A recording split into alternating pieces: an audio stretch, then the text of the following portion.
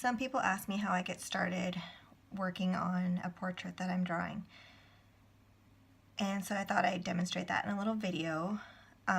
Usually when I get started, I like to make a grid on my paper and on the portrait that I'm doing. So I'll print out the picture that I want to use and do 1-inch square grid on the picture, and then on my paper I'll double the size and do 2-inch square grids. Once I've finished with that, I use, this is a HB pencil, thin lined eraser, gummy eraser, and this lovely tool called a Spacial Divider. I have a hard time putting things in the right places or making them the appropriate size that they should be on stuff. I can do okay, but I like to get it as close to accurate as possible. Nothing I do is anything close to perfectly realistic, but I like to come a little closer, and so this helps me out a little bit. So for every square on my printed picture, the little end of my Spacial Divider matches up with it, and then I can take it to my big paper and the big end will match the big square. So my next step after drawing my grids, having my supplies ready, is to start mapping out my picture. And I do that just like someone would plot a map when they're charting out a destination. And I make little marks so I know where I want to go. Sometimes I make more than others. Sometimes I don't.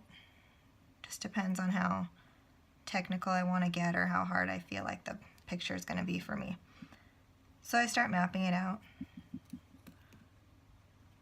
going from 1 being my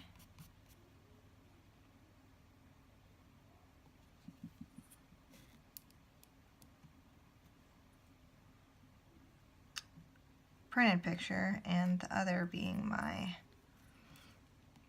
paper.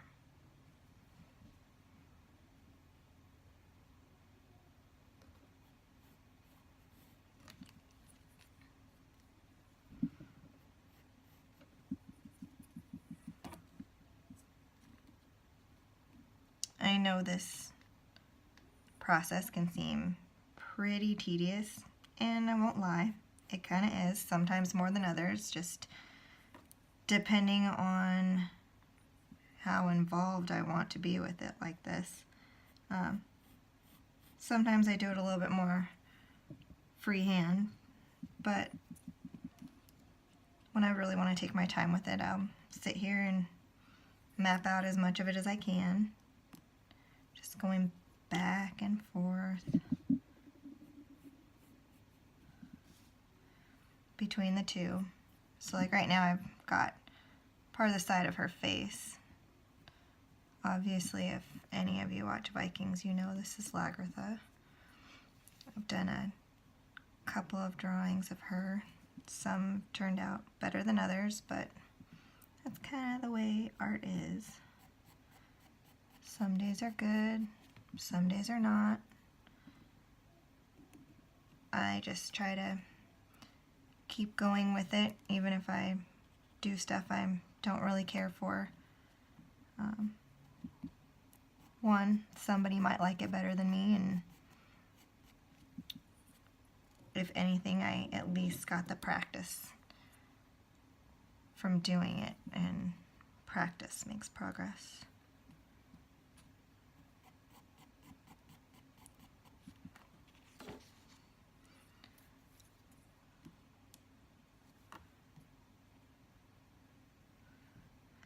So I kind of following her hairline around right now.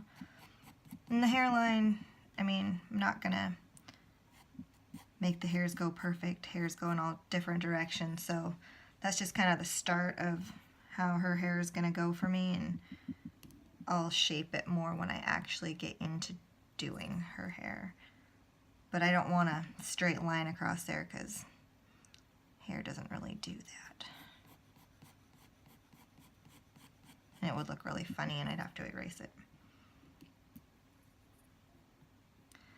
I like the HB pencil for doing an outline because it's one of the lighter ones that you can do light and dark with it, but it erases really well for the things you don't want to show later on.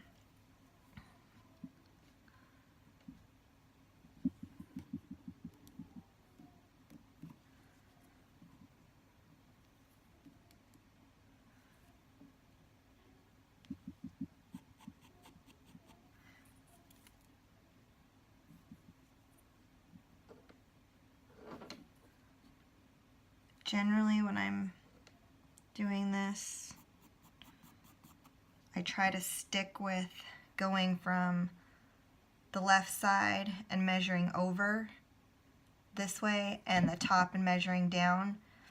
You could go side to side, but if your squares for your grid aren't an exact match, things can get kind of distorted. So I tend to stick with going from one side to the other and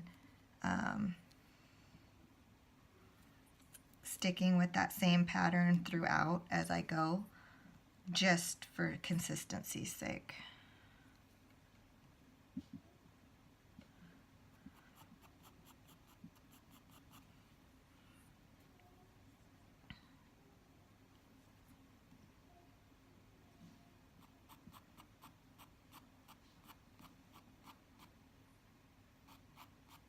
Okay, so there's some of her hairline, part of her face.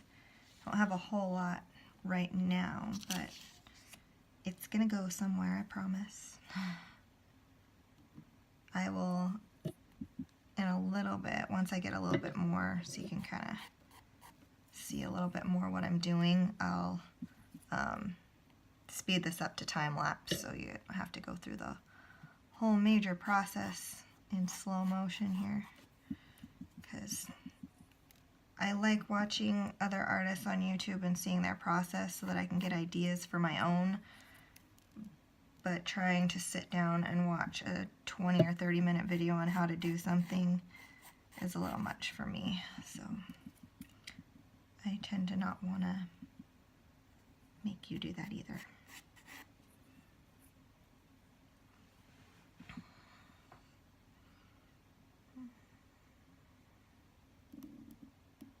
I tend to bounce around a little bit as well,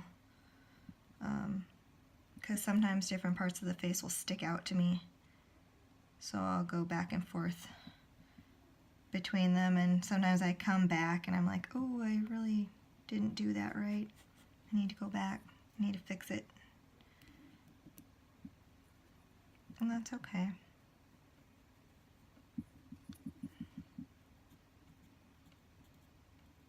Some parts are easier also to do than others, so you'll get to a certain point where you're like, ooh, this part's a little more than I want to get into right now. So just leave it and come back. It's the easiest thing you can do.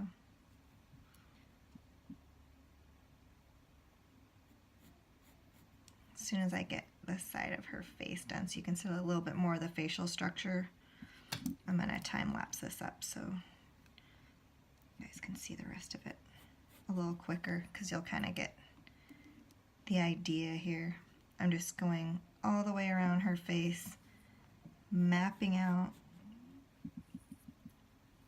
how it's set up, and it'll give me the basic idea of how this drawing is going to go, where things should go, and then I'll start adding details when it comes to the drawing itself and making it look like what it's supposed to be. The lines they're important, but the most important part is actually the shading. It's just going to bring everything out and make it look like what it's supposed to. I could get this entire picture mapped out in a line drawing and it would look okay, but it wouldn't look exactly as it should. So here is part of her face and how it looks a little bit mapped out. I'm going to finish this out in time-lapse, and I'll post a picture of it when I'm done.